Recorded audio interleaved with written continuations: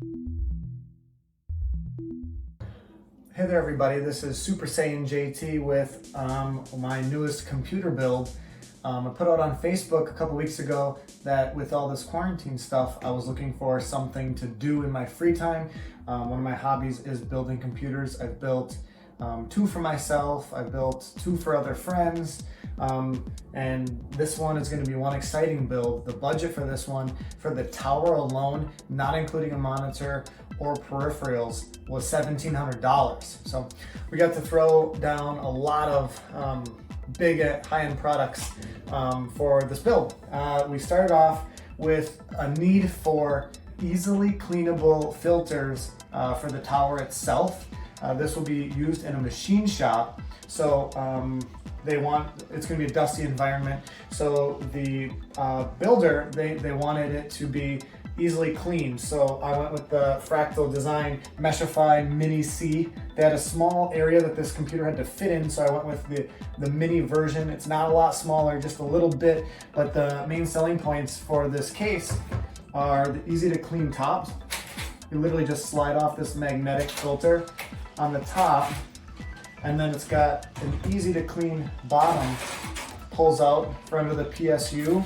And then the last one, the whole front is a mesh panel too. This is actually like more of a metal mesh, and there's a little button up under here that you press, and it pops this whole front panel right off as well. So this whole front panel is mesh, the whole bottom is mesh, and the whole top is mesh. So this thing gets a crazy amount of airflow through the front, and I'm gonna direct fans. It comes with 1 fan in the front and 1 in the back. From the factory. So you can see the fan back here and the fan in the front. I'm going to take this fan and I'm going to put it on the bottom. You can mount a fan right on the bottom. I'm going to throw this 120 millimeter fan that they provide, put it on the bottom. I'm going to put 2 140 millimeter white LED fans right in the front here, so you'll be able to see that through the mesh. And then I've got another pack of 2. I'm going to put them on the top. So the idea will be that it'll intake from the front, and then I'm going to have the hot air come out the top. So we'll have the upflow right through the front and up through the top. So just a really nice design by this case. On the back side too, another cool thing that I really like about the case is they give you like gussets, rubber gussets that you can actually use for cable management. It keeps it from digging into any of your power cords as you put through. And then they have this nice indent so you can actually tuck a lot, because cable management, if you've ever built before, you know that that's a pain in the butt. A lot of people that build computers spend more time just routing clean builds with cable management than they do with anything else. So I really like this. They got little Velcro straps to hold everything in tight, and then all of your standard, power, everything in here. Comes with a little kit with a bunch of mounting hardware. Everything's pretty basic there. But let's move on to the components, right? Because that's the fun part. So we went with the really powerful Ryzen 7 3800X. Got a really good deal on Newegg. Came with the Prism cooler, so fully LED controllable. That's the same type of setup that I have on my build that I use every day. I love it. Never had any complaints with it, so I like to use the Ryzen processors in all of the builds unless somebody prefers Intel. So being that this was the Meshify Mini C, we had to go with the smaller motherboard, right? So this is the X570M. So we have the micro mini board. Instead of ATX, it's just a micro ATX. But it's one of the higher performing ones. This comes with support for the newest M.2 processor. So solid state drive. So we have the PCIe Generation 4 instead of Generation 3. They claim that it's way faster. We'll find out. This is my first build using the 4th generation of the M.2. In case you don't know what M.2 even is, it's this little tiny chip This is replacing your slow spinning hard drives. Remember, hard drives were like this big. Everybody put a 1 terabyte hard drive and they thought they had all the space in the world, but they're really slow comparatively.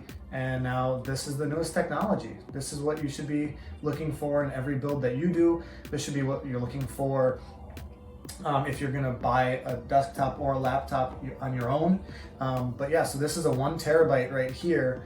And it's, like I said, the newest generation, so it was a little bit more pricey than Gen 3, but I figured if we're gonna be trying to make this future-proof, and make sure your motherboard supports that, right? So, you know, I'll just touch base on a little bit of computer building things. You have to make sure that everything goes together, right? If you're gonna have an AMD processor, you need to make sure that you've got a motherboard that supports, you know, it says Ryzen right here, but when you're doing your research, you look for that.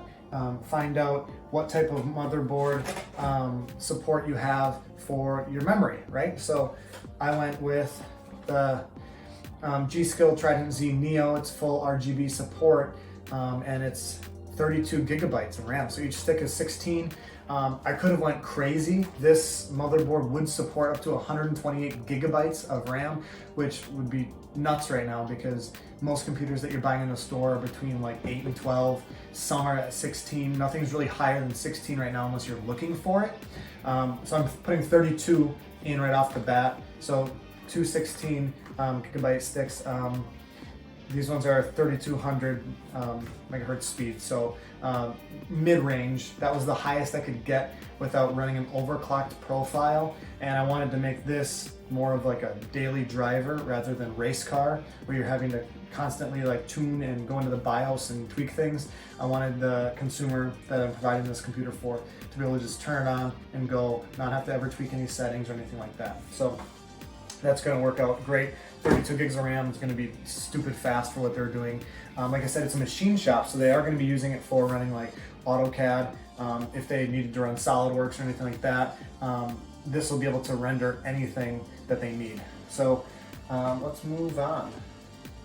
Power supply. I went with this power supply, EVGA. I've used EVGA power supplies in 2 of my other builds. Never had any problems, knock on wood, right? The 750 watt G+. Now the G+ was necessary when you're picking out a case. Sometimes that's the first step that you use for like figuring out what size components you can put in it, right? So they tell you the maximum size of a power supply unit that you can use. So this right here, the G+ was necessary because if I got the 750G, it was a little bit longer and it wouldn't have fit in this tower at all. So you got to make sure that you're accounting for your size allowances, right? So 750 watts, that's rowdy. That's going to be more than enough to power the Ryzen CPU, which is 105 watts, and then the last thing is the graphics card.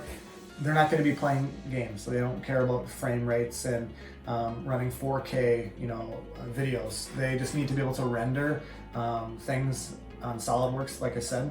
So we just went with something that is going to be a good base level, just AMD Radeon 5500 XT, just by MSI. Nothing crazy. It'll get the job done, and it'll provide them with the multiple ports that they want because it's got display ports and HDMIs all in it. So that's what this build is gonna consist of, and I'm really excited to do it. I'll be posting pictures and the finished product when I'm all done. Thanks a lot. Now, the first thing I like to do when I assemble is just get my case prepped and ready to put all my parts in. So the first thing, I'm not running any external solid state drives like 2.5 inch solid state drives or any hard drives, so I can take out these bolts to get rid of this little case that I have in here. So I'm gonna do that really quick.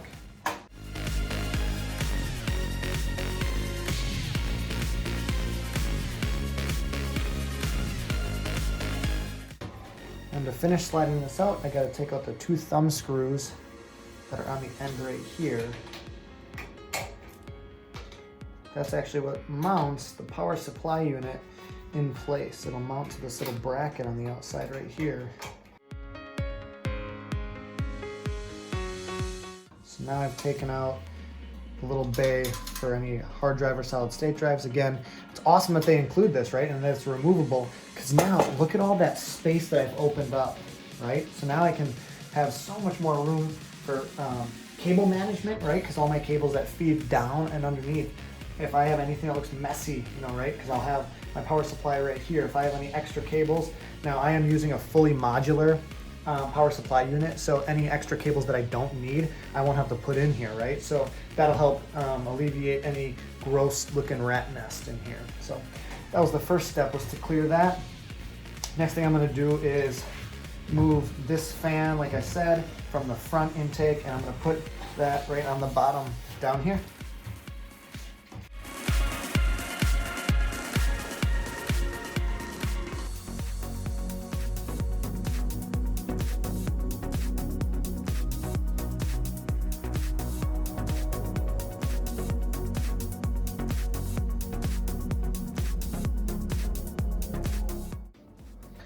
All right, so I moved the fan that was in the front down to the bottom, and I have it set to, I wanna put air out, hot air out from right behind the power supply unit. Next thing I'm gonna do is install my two nice fans right here. And again, I want the flow going in and up. So I need to make sure that I look at the arrows that are on here, and I make it so face so that it's pulling the air in from the front. I don't want air pushing back out.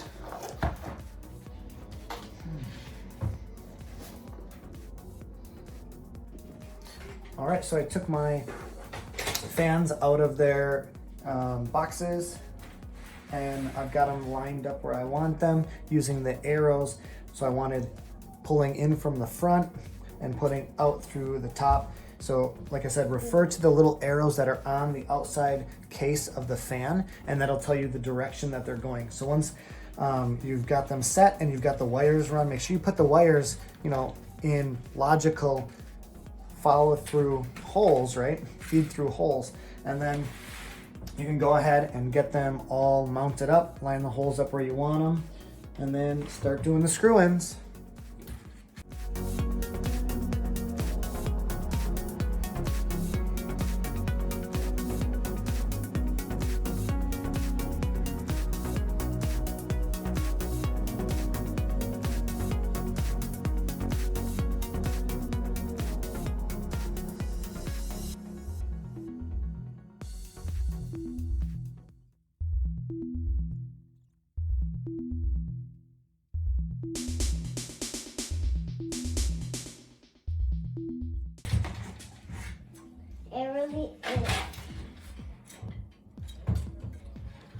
All right, help. Fans in. All right, now that I've got the fans all installed where I wanted them and all of the wires run through the little holes like I prefer to do a lot of prep work in my builds before I actually start putting things together. So I've taken everything out of its box, and this is a nice anti-static cushiony cover, and I got the motherboard out with its foam bottom. So I like to build right in this open space with this nice cushy material so that it's less likely to get damaged or bent or anything. So I'm just gonna push that guy out of the way a little bit. And then here's my build station right now. So the brackets that come on this motherboard standard are going to stay on here because of the cooler type that we've got. This is the more, you know, higher end CPU fan and heatsink right here. So this one actually utilizes the brackets that are on there already. Some of the other builds I've done before had the circular prism cooler, and you had to remove these brackets, and then it came with a back plate. But this one actually utilizes it, which I would prefer because it's kind of nice to not have to unscrew extra things on here. Now, one thing that this motherboard does have that I'm gonna have to work with is underneath this M.2 armor shield. That's where I'm gonna put my my M.2 is underneath here, so I will have to remove this cover to get at the one that goes underneath. But that actually, there's a fan right here, so it's going to provide a lot of nice airflow over that solid state drive to keep it nice and cool. while it's under load. Okay, so the first thing I'm going to do is I'm just going to start with the CPU, and then I'll probably move to the memory from there, and then move to the M.2 solid state drive, and then move to the graphics card last. I've already put my standoffs in the case, so then we should be able to just slip that in, line it up, and then put the back plate on here and get it ready to go. So I'll get started.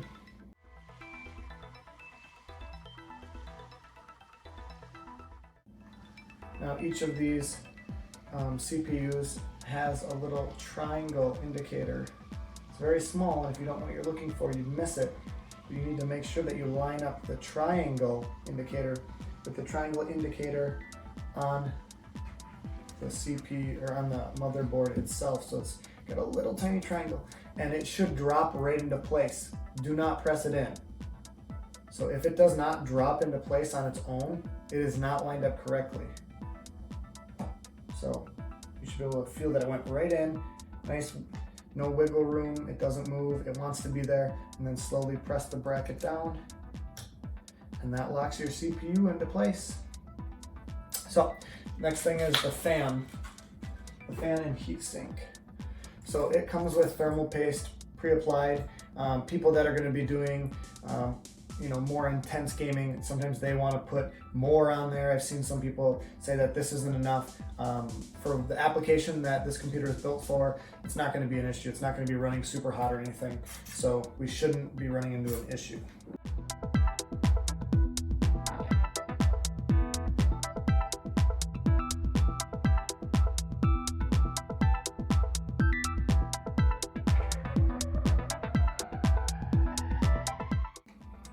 Good.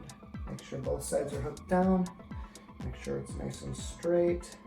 And we take this little lever.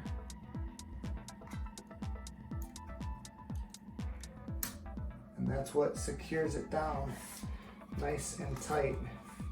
So then the fan is nice and secure. Look at that, baby. That thing is huge.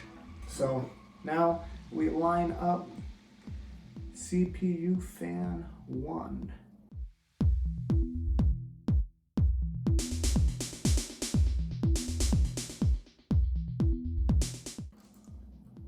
And I am going for a clean build here. So I'm always going to try to route any of my wires as cleanly as possible.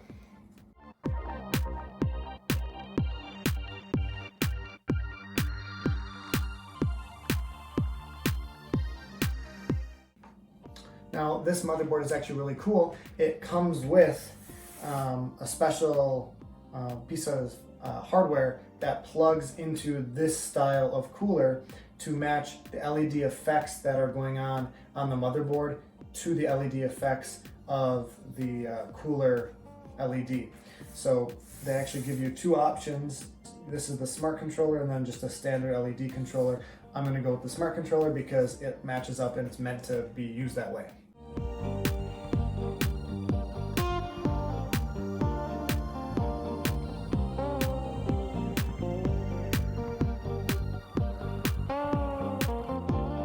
Pretty happy with that.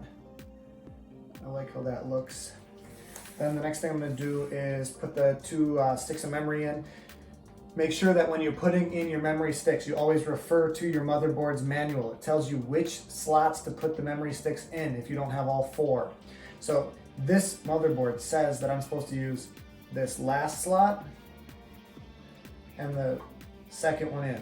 So this is called A2 and B2. If you're running one memory stick, it tells you where to go. In this case, it would be just A2. So you wouldn't necessarily think that. You might think, oh, I'm going to put it on like just the first slot I see, either the outside or the inside. But it might not even turn on if you do it that way. It could either not run well, it could damage the motherboard, or it would just not turn on at all. So look at these beauties. As you can tell, the motherboard has this really awesome black and silver theme going on, right? So I chose the same theme when it came to the memory sticks. We've got the black and silver Trident Z. Now, they do have a notch in the bottom, so if you're going to build a PC yourself, make sure that you take note of which side is thicker, which side is thinner, and you match it up with the little groove that's on the motherboard itself. Slide it in and make sure it's nice and lined up. And if it's seated properly, the tab will click into place.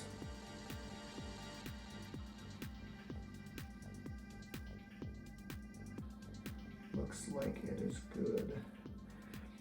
Of all the builds I've done, this is the one thing that I feel like takes more pressure than you would actually expect to use when you're putting them in.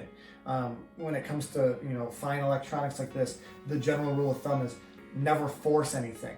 If it's forced, it's going to be way too risky to break something. Memory sticks, for some reason, I always gotta, I feel like I'm pushing way too hard, but it's always been just fine. Just get it to click. So there we go. It's starting to come together now, right?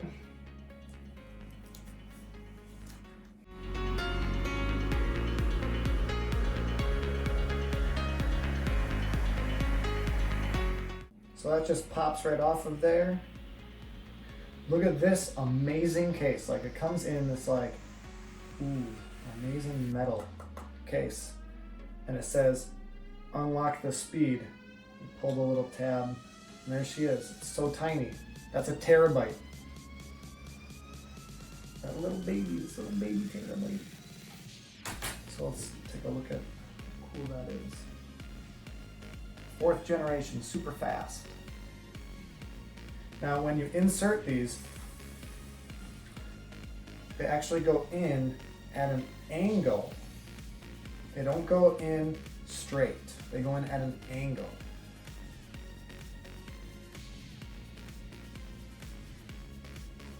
So you kind of tip it up, you slide it in like that. You can see that actually hangs by itself.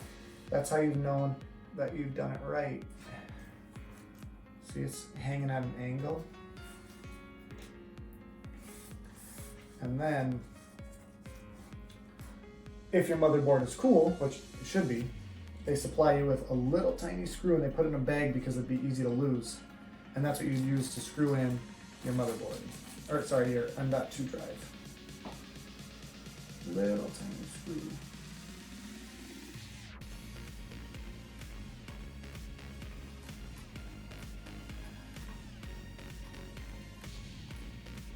Beautiful. Just gonna tighten that baby. And now, so this is actually thermal paste as well to dissipate heat, which is so crazy to think. So that'll actually go down and keep your M.2 drive cooler. So I'll put this on this way just so you guys can kind of see. It's got this peg that lines up.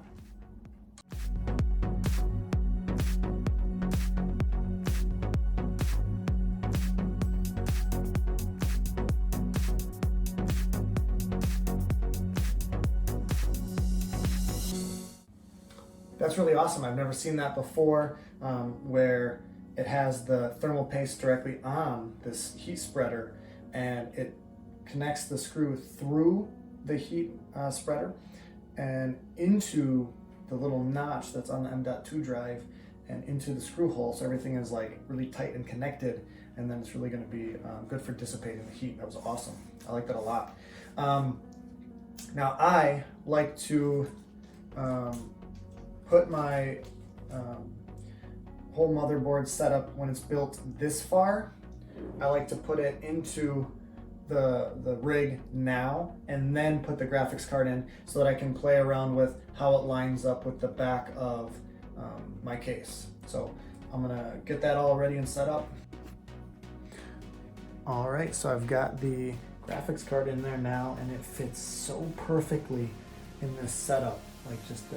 It's literally the exact length of the motherboard and just fits so nice. And the fact that I've got no hard drives, no like separate solid state drives. The only one's that M.2 behind this graphics card. It's hidden. This is going to be such a clean setup because realistically, when I run my power, I'm only going to need to run 3 wires. I'm going to run power to the graphics card right here, power to the motherboard here, and then power to the CPU up there.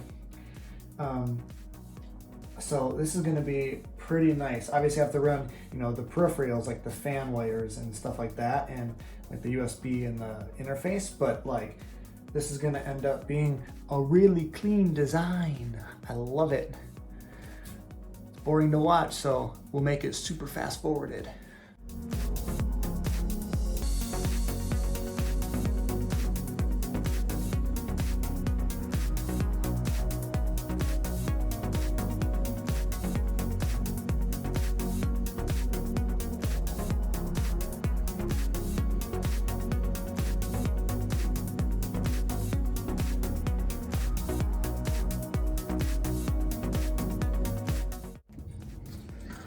All right, so I did all the running of the wires. I did all the tucking of the wires, made it look super clean. You might notice that I'm wearing a different shirt than I was in the other videos, and that's because I was 1 jumper short hooking up all of these fans, because like I said, there's 6 fans in this build, and I was 1 jumper short, so I had to go on Amazon and order another set really quick so I could finish the build. But now everything is ran, everything's plugged into the build. Then I just gotta install an operating system and get it ready to go. So I'm gonna go ahead and put the panels on and see what it looks like all buttoned up.